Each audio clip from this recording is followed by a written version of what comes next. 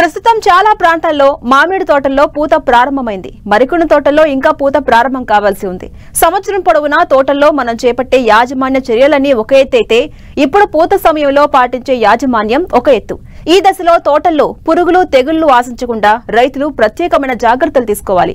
ముఖ్యంగా చాలా ప్రాంతాల్లో పూత ప్రారంభమయ్యే ఈ సమయంలో ఆకు జల్లెడ గూడు పురుగు ఆశించింది. దీని నివారణకు సమగ్ర సస్యరక్షణ చర్యల గురించి తెలియజేస్తున్నారు శాస్త్రవేత్త వెంకటరెడ్డి.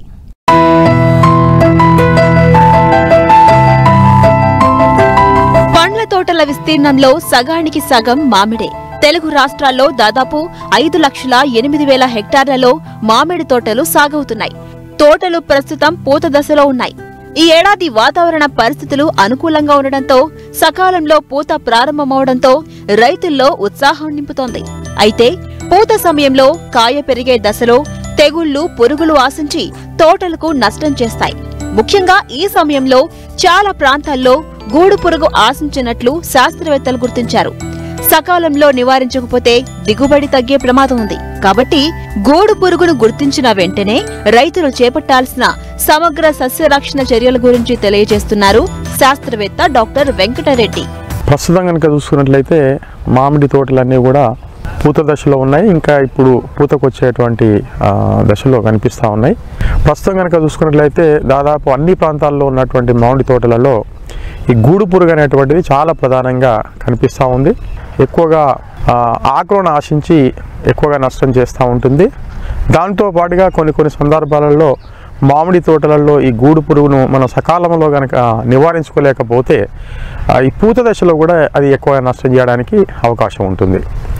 ఈ పురుగుకు సంబంధించినటువంటి నష్టం ఎలా చేస్తుందని చూసుకున్నట్లయితే తల్లి రెక్కల పురుగులు ఆకులపైన గుడ్లు పెట్టిన తర్వాత గుడ్ల నుంచి వచ్చినటువంటి లార్వాలు ఏవైతే గొంగలి పురుగులు ఉంటాయో ఆకుల మీద ఉన్నటువంటి పత్రహార్థాన్ని గోకి తిని తర్వాత దగ్గర ఉన్నటువంటి 2-3 ఆకులను దగ్గరగా చేర్చి గూడులాగా తయారు చేసి ఆ గూడు లోపల ఉండి మనకి లోపల ఉన్నటువంటి పత్రహార్థాన్ని అంతా కూడా గోకి తినివేస్తుంది. కొన్ని సందర్భాలలో ఒక కొమ్మకు ఉన్నటువంటి ఆకులను మొత్తం కూడా గూడులాగా తయారు చేసి మనకి లోపల ఎక్కువగా నష్టం చేస్తూ ఉంటుంది.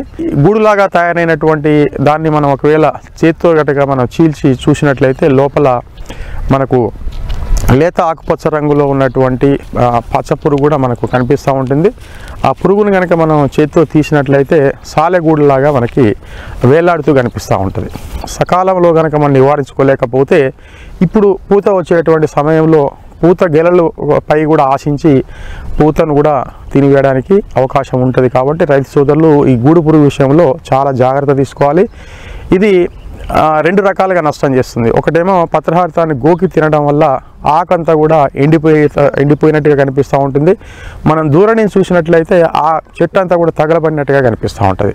ఈ పురుగు నివారణ విషయానికి వస్తే ప్రధానంగా ఒక 2-3 విషయాలు రైతులు గమనించాలి.